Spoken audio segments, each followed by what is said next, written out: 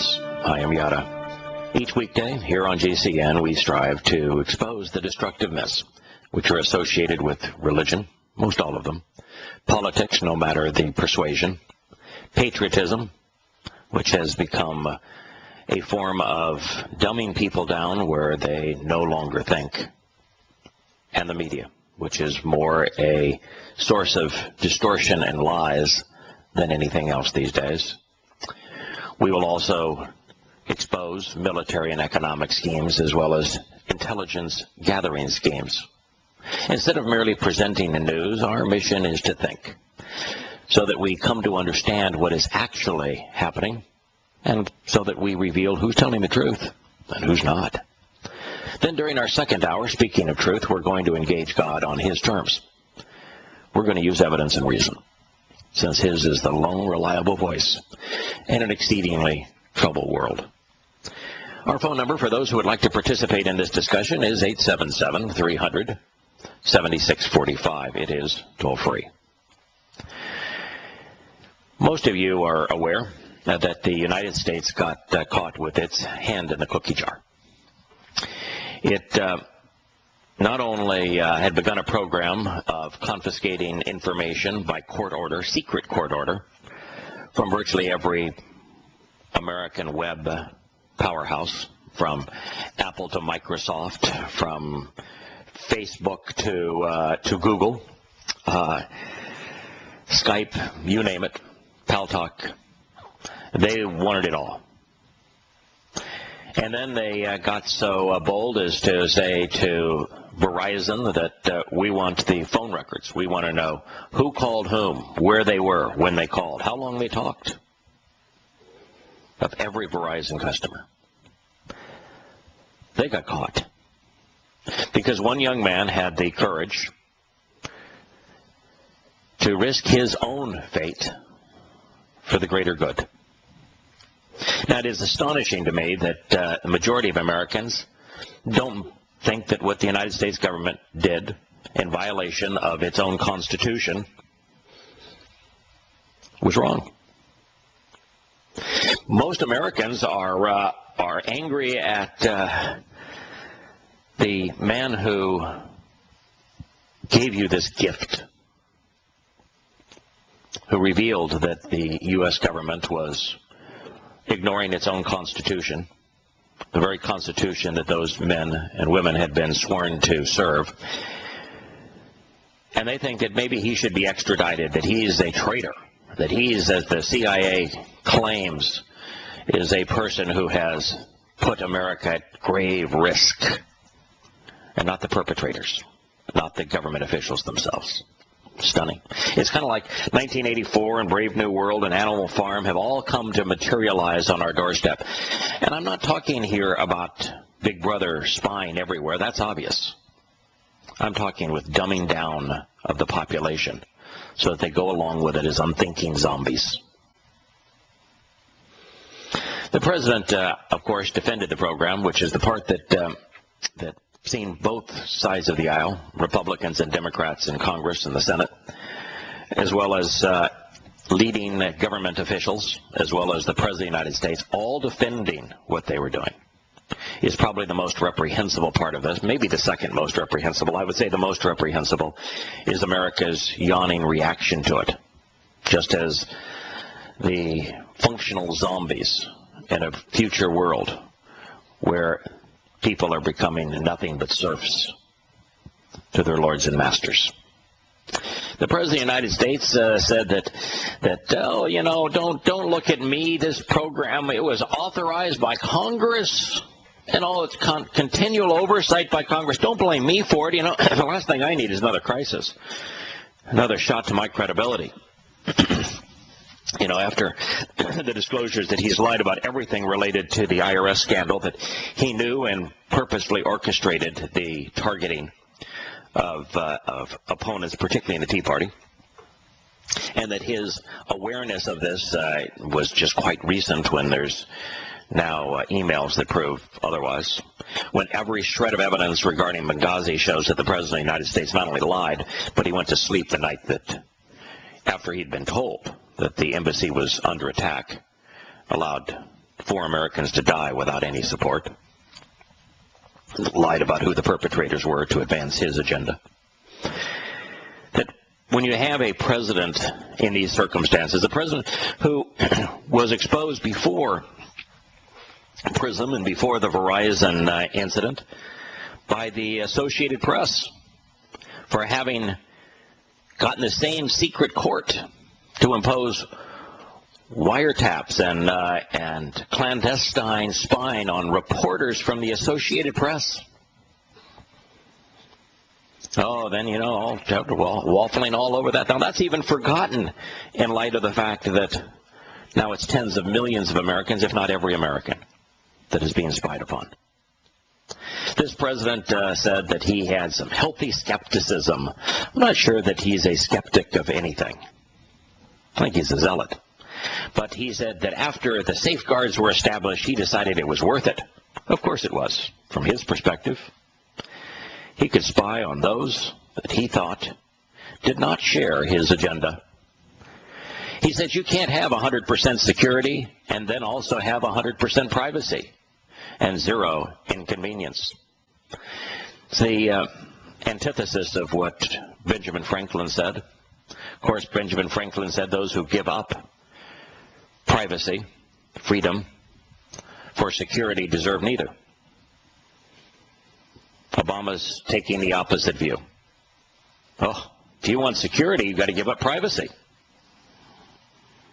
It's not true. If you want security, read the Torah. But apart from that, if you're not looking for an actually reliable source of security, you just want your government to supply some security, tell them to go read Prophet of Doom. 99.9% of terrorist acts are perpetrated by fundamentalist Muslims. It explains who they are, why they kill, explains what we can do to stop them.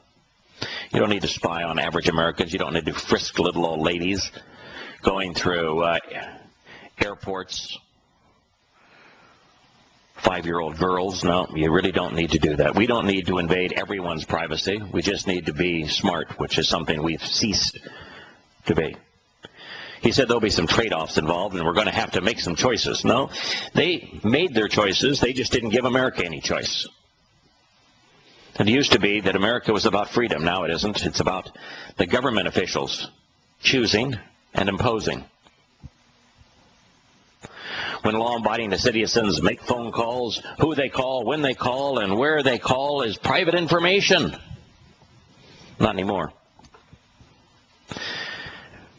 Rebecca McKinnon wrote a editorial. She said the erosion of privacy rights under the Fourth Amendment, written to protect us against unreasonable search and seizure.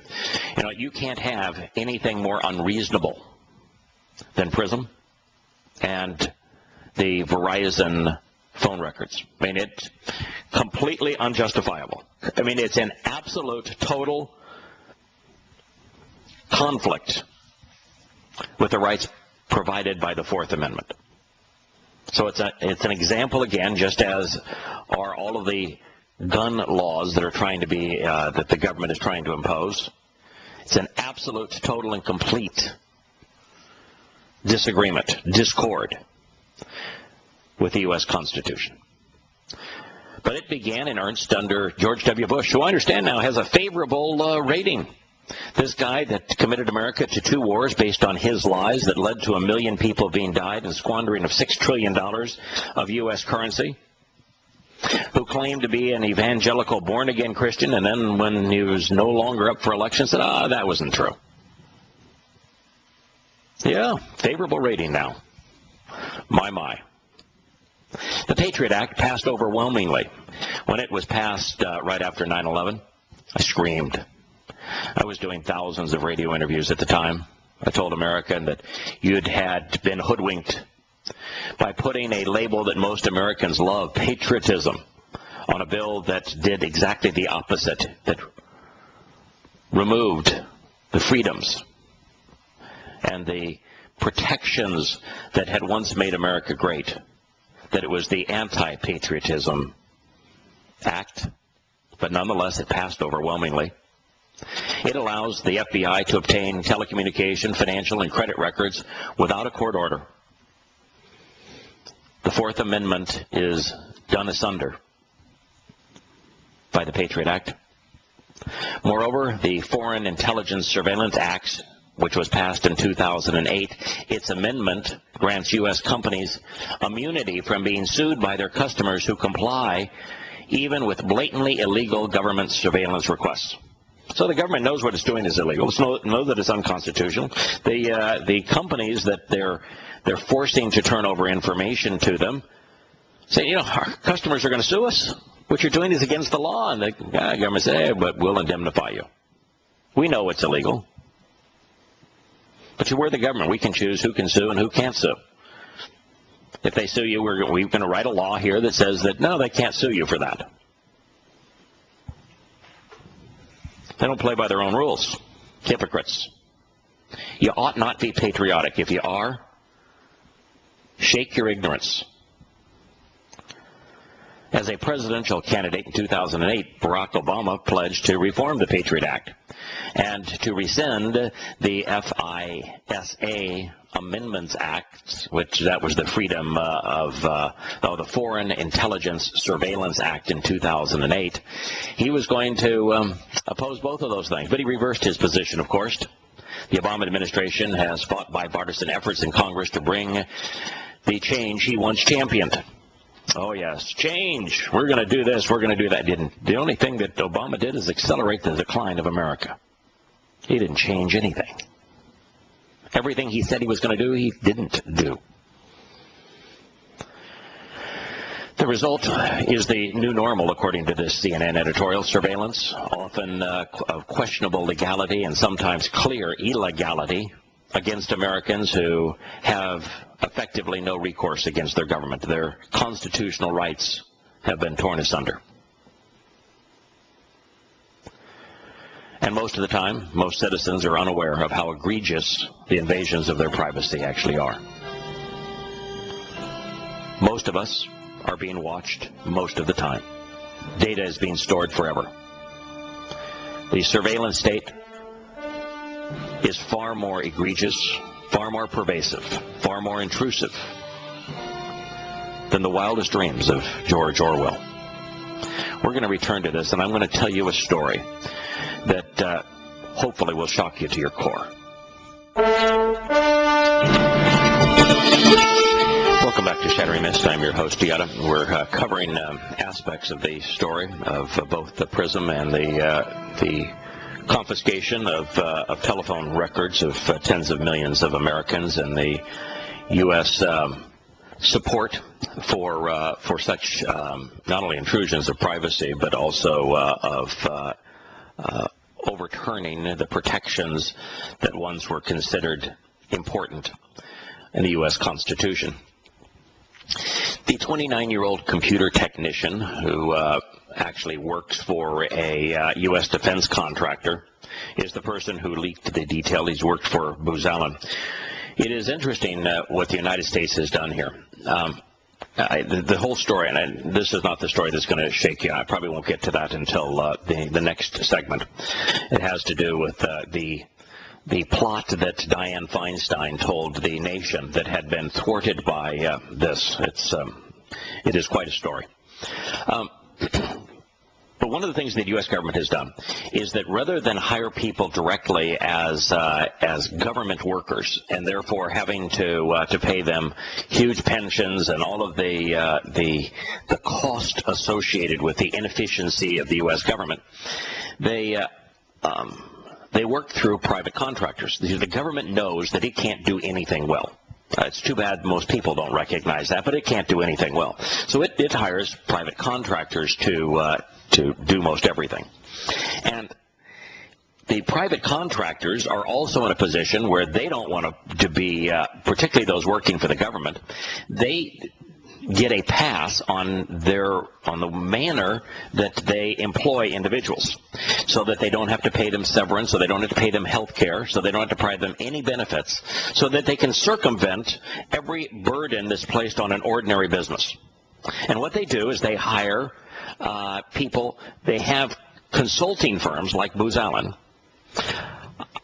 actually hire people to be independent contractors for government agencies so that the government and the independent contractor don't have to abide by any of the rules and regulations imposed on ordinary businesses. What they do is they pay these typically young men and women a stunning amount of money. I mean, they grossly overpay them. My son, who is a technologist, was approached by a similar firm to upgrade the designs for the nuclear reactors in America's warships. And he was offered a job over the telephone interview, submit a resume, similar salary to what this young man was making.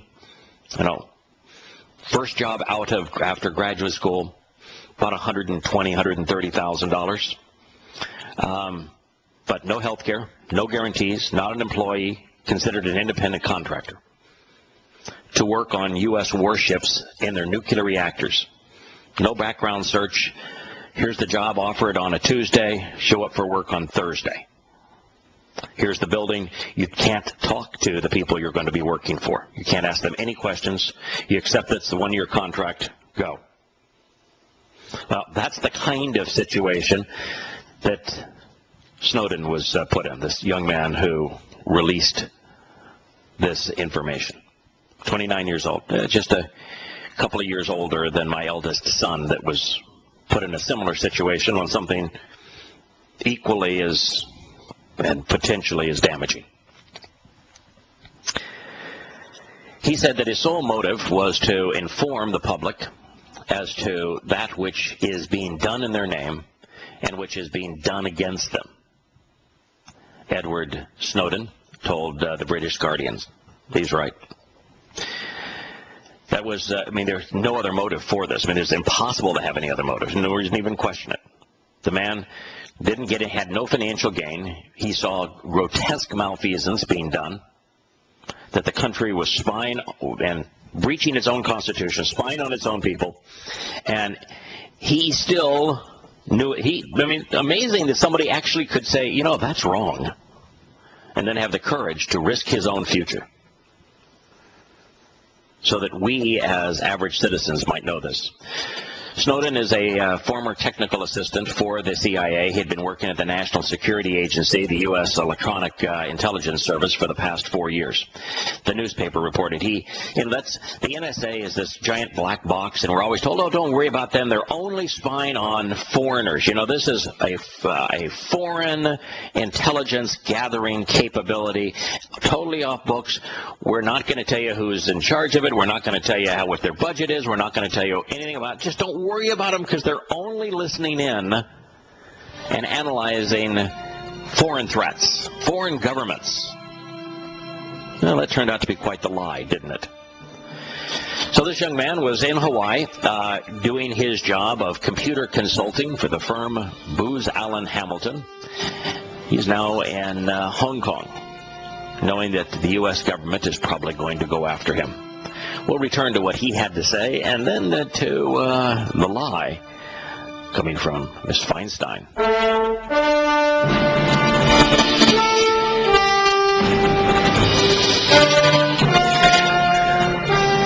Welcome back to Shattering Myths. I'm your host,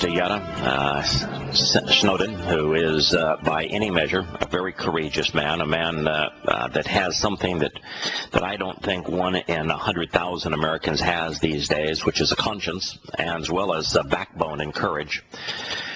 Said that I'm willing to sacrifice all of what he has. He says all of his independence, all of his freedom, because I can't, in good conscience, allow the U.S. government to destroy privacy, internet freedom, and the basic liberties for people, not only in America, but around the world, with this massive surveillance machine that they're secretly building. Boy, truth. America is building and deploying a massive surveillance machine, absolutely ripping the heart out of the notion of freedom and privacy. And not only was the plot by the U.S. government, the scheme of the U.S. government, stealing taxpayer citizens' money to build a machine that cripples them, that is, in essence, causes America to be a prison state. When they got caught, they said what they were doing was good. Both sides of the aisle. The Guardian reported that the Verizon business network service that had been ordered to hand over the telephone records, detailing the time, the location, and the phone numbers involved in all domestic calls, was from April 25th of this year to July 19th. And keep that in mind. April 25th of this year to July 19th, because Ms. Feinstein is going to justify this, saying that it saved Americans from a terrible terrorist attack. Thursday, the Guardian and Post, the Washington Post and the Guardian, which is the large newspaper in the UK, disclosed the existence of PRISM, which was the next coin to fall, a program that allows the NSA, the National Security Administration, analysts to extract details of customer activities, including audio and video chats, photographs, email, documents, and all other materials from computers at Microsoft, Google, Apple, and other internet firms. Snowden said NSA's reach poses an existential threat to democracy. He said that he had hoped the Obama administration would end the programs once it took office in 2009, but instead, he said, President Obama advanced the very policies that I thought he would rein in. The first company to be forced to disclose information was Microsoft. That was in 2008. By 2009, you have Google and others that were being forced to turn over information. What has been learned is that these companies built portals, established very complex mechanisms to hand off the data on its users to the U.S. government. And rather than allow the U.S. government just to go into their servers and take whatever they wanted,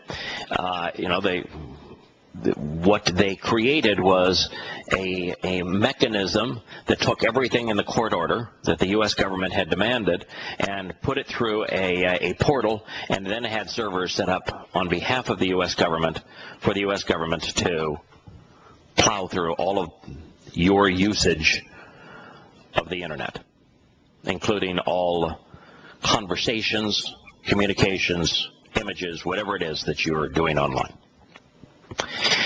Snowden said, I don't see myself as a hero because what I'm doing was actually in my self-interest. He says, I don't want to live in a world where there's no privacy and therefore no room for intellectual exploration and creativity. Boy, I would be proud if this young man was my son. And I'm proud of my sons, but this young man at 29 years old is extraordinary.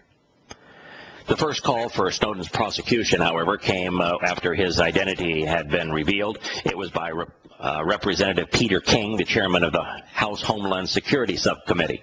So the chairman of the House Homeland Security Subcommittee, who was sworn to defend the U.S. Constitution and yet egregiously violated that oath, who should therefore be impeached, as should every member of Congress who is aware of these programs, for failing to honor their vow to protect and honor the U.S. Constitution.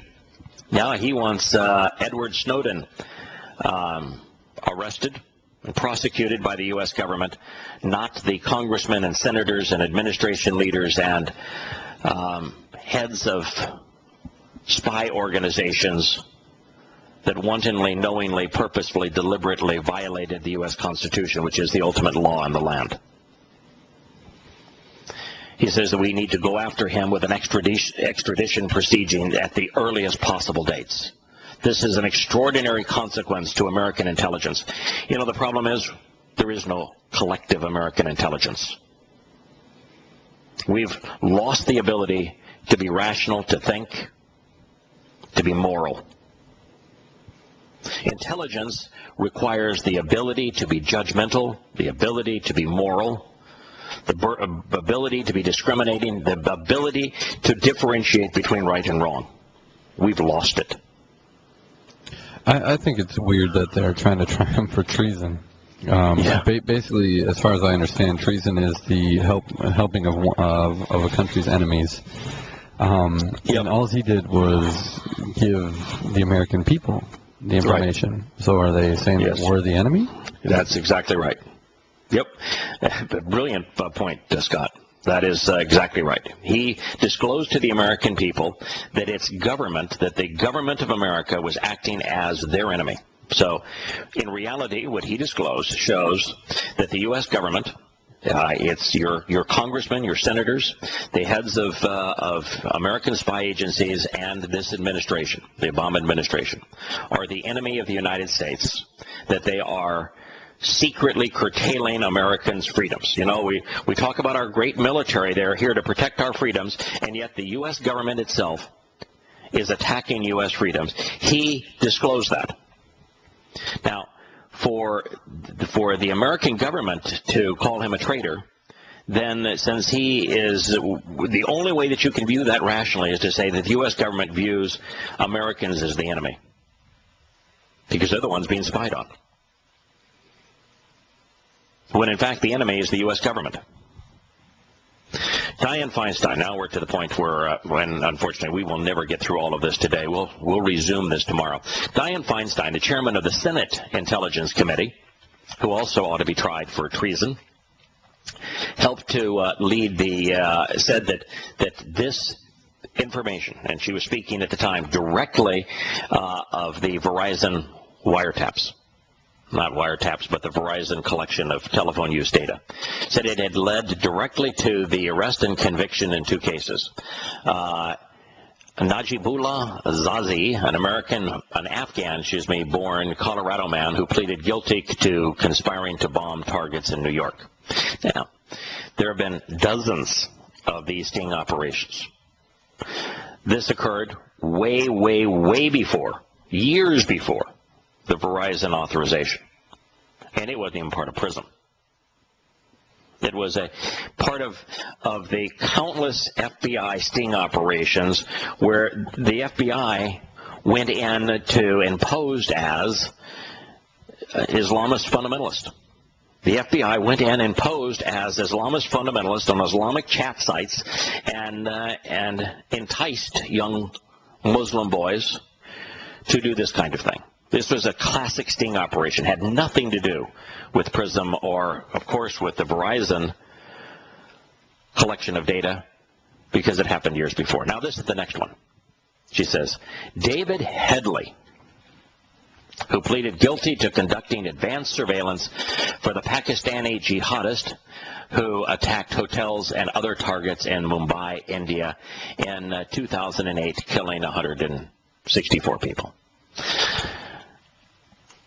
David Headley was arrested in 2009.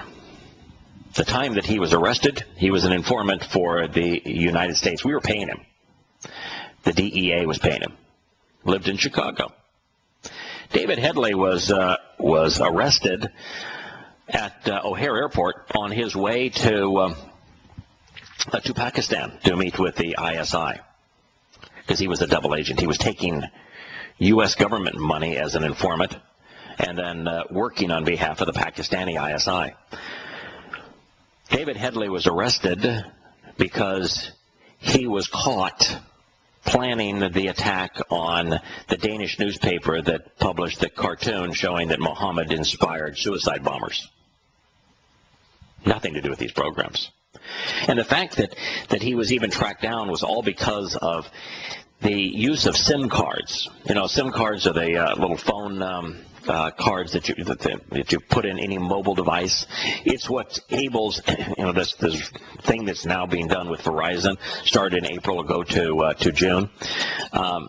It's the SIM cards that enable you to do that, and he was involved in the United States and New Jersey in collecting a wide variety of SIM cards so that he and fellow terrorists could do their thing. But again, that was years. We're talking about 5 years before, 6 years before this program began. I'm going to share a little bit about David Headley. I'm going to share a little bit about the organization that he worked for, what it was part of, and I'm going to share with you what happened in Mumbai. It's an amazing story, and the bottom line here is, and this is the part that should shock you, here is Dianne Feinstein thinking that Americans are so stupid that she can list David Headley as an example and give the inference that American was spared a Mumbai similar attack where 150 people were killed by fundamentalist Muslims. That she can throw that out and say, see, it was all worth it. Look what I spared you from. When in fact, this man was an informant for the U.S. government at the time. We were paying him. His parents worked in the Pakistani embassy in the United States. He was an employee of Voice of America, a government agency at the time. And he disclosed, while being interrogated, so that he didn't have to go to trial, all the details associated with the Mumbai attacks direct association with Pakistani's ISI, which is their secret service, demonstrating conclusively that Pakistani's ISI was directly involved with the Mumbai attacks that killed 164 people in 2008 in India. And guess who the largest international sponsor is of the Pakistani ISI worldwide? Ms. Feinstein's government. The U.S. Senate will return to Shattering Myths in a moment. To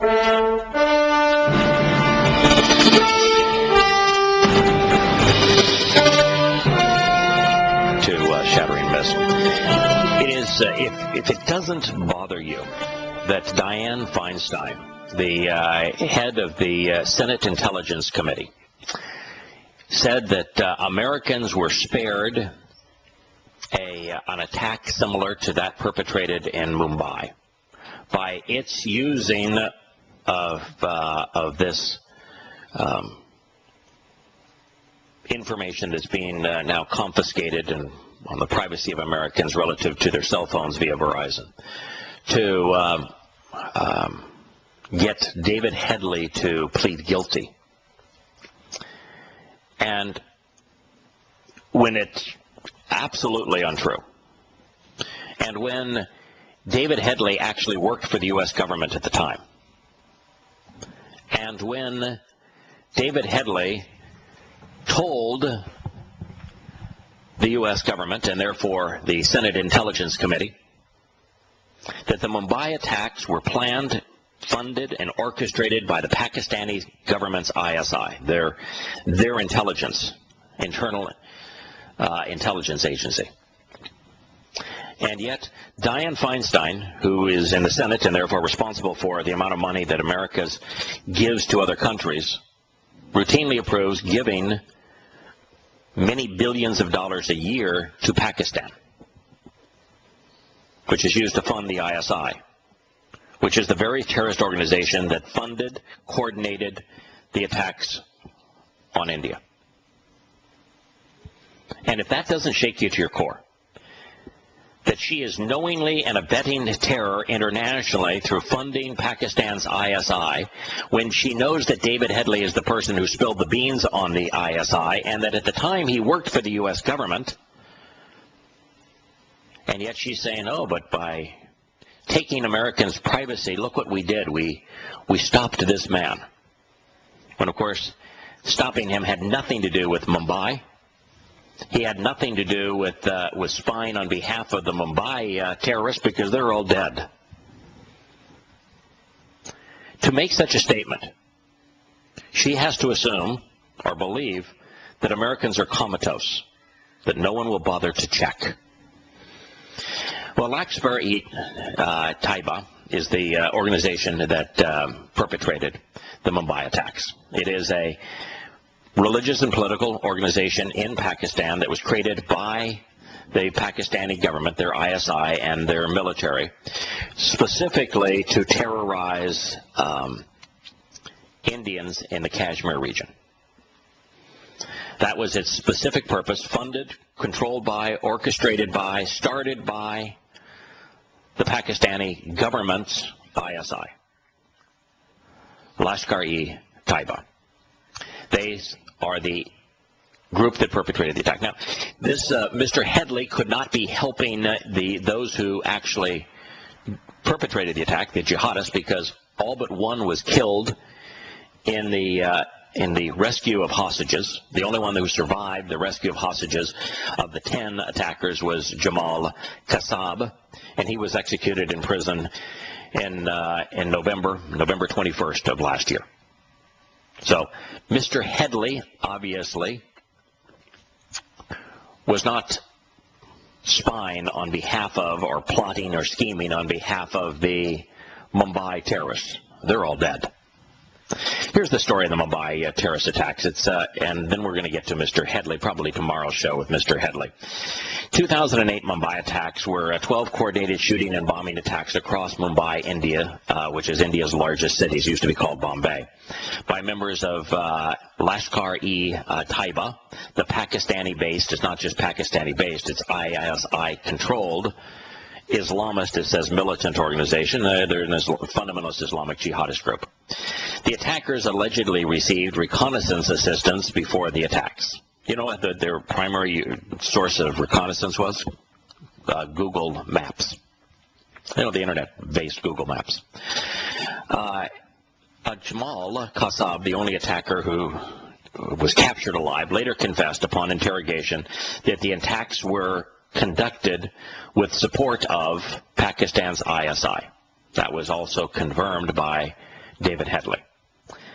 The attacks, which drew widespread global condemnation, began on the 26th of November and last through the 29th of November in 2008, killing 166 people and wounding at least 308.